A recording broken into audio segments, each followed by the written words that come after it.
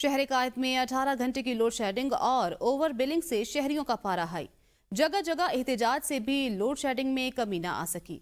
Lions area के मकीन कहते हैं, हम भारी भरकम बिल भी वक्त पर अदा करते हैं, फिर भी सारी रात बिजली गायब होती है।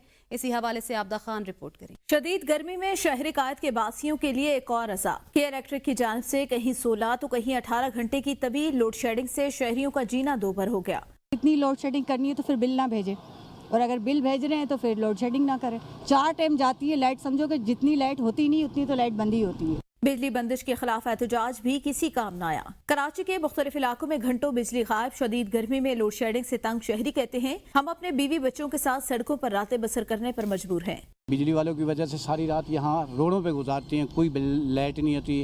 हम यहाँ होते हैं तो यहाँ पे हमारे पूरे महीने की पे पहले से हो जाती है, बिल आने से पहले। 24 घंटे में समझ लें 8 घंटे लाइट दे रहे हैं, बाकी लाइट ही नहीं है। सारा दिन गर्मी में मर रहे हैं।